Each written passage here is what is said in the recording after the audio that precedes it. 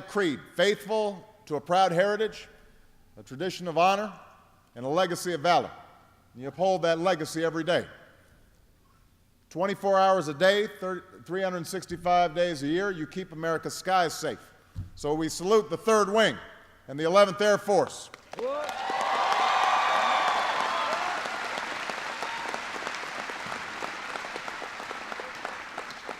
You project power across the Pacific, returning just recently from Guam, the 90th Fighter Squadron, the Dicemen, and the 525th Fighter Squadron, the Bulldogs, and all the maintenance troops who support them, welcome home.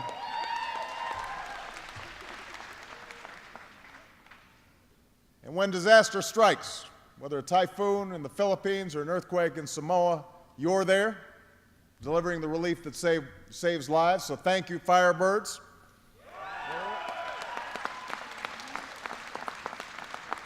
Today, we also send our thoughts and prayers to all those who at this very moment are serving on the front lines.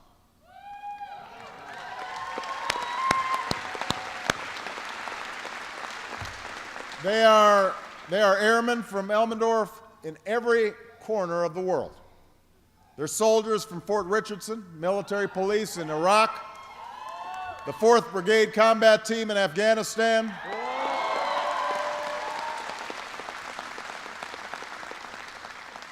Fort Rich paratroopers are no strangers to tough assignments.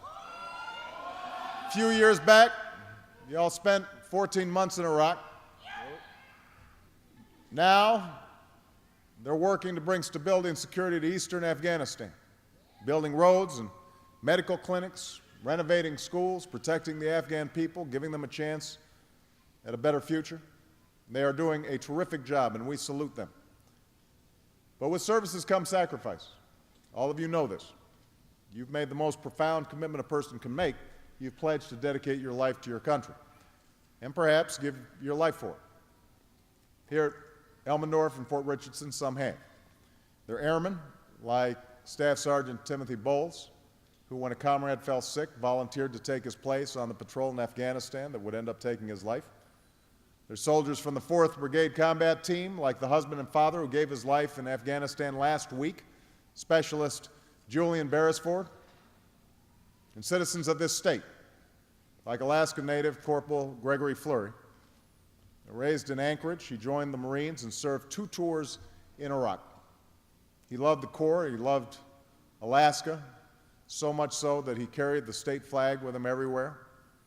It was with him last month when he was killed in those helicopter crashes in Afghanistan. A little while ago, I had the honor of meeting Greg's family, Donna and Christopher, and his grandfather, Albert. And I expressed the gratitude of our nation, and we thank them for being with us here today. Donna, Albert, please stand.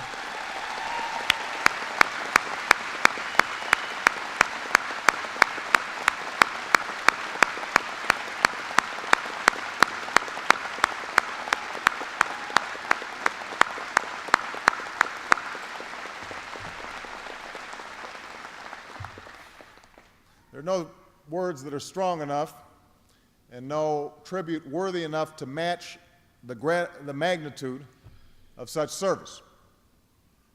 But to you and all who serve, I say this: the American people thank you. We honor you. And just as you have fulfilled your responsibilities to your nation will fulfill its responsibilities to you. So as your Commander-in-Chief, here's the commitment I make to you. We'll make sure you can meet the missions we ask of you. And that's why we're increasing the defense budget, including spending on the Air Force and the Army. We'll make sure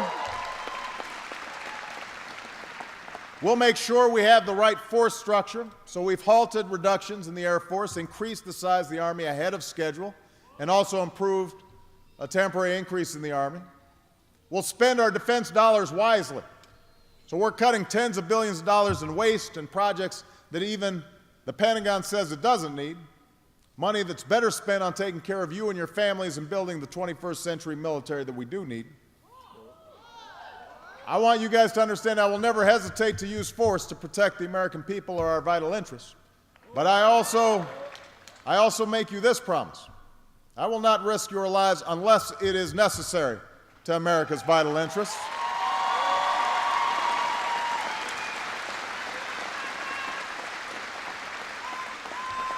And if it is necessary, the United States of America will have your back. We'll give you the strategy and the clear mission you deserve. We'll give you the equipment and support that you need to get the job done, and that includes public support back home. That is a promise that I make to you.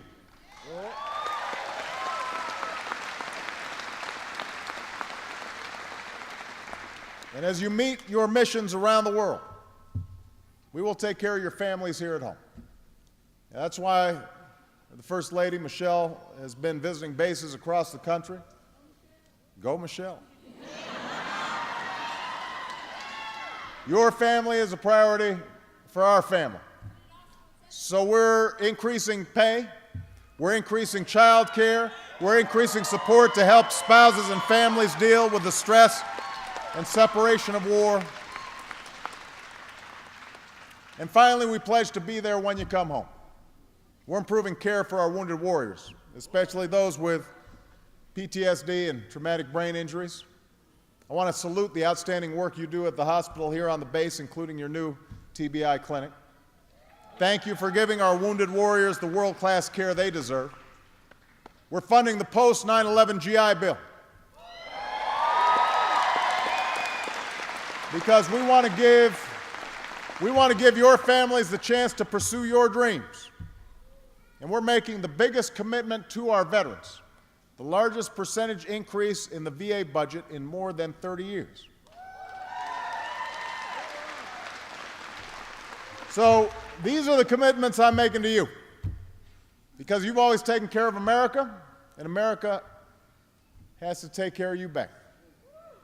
America's obligation to our military, as we saw this week, is a sacred trust that we are honor-bound to uphold. It's the sacred trust that brought a nation together this week around 13 battlefield crosses. It's the sacred trust that leads us to pause on that November day to give thanks for all those who served before us. It's the sacred trust that brings me here to say thank you for serving today. Thank you to you and your families for all you do to protect this country we love. God bless you, and God bless the United States of America. Thank you, everybody.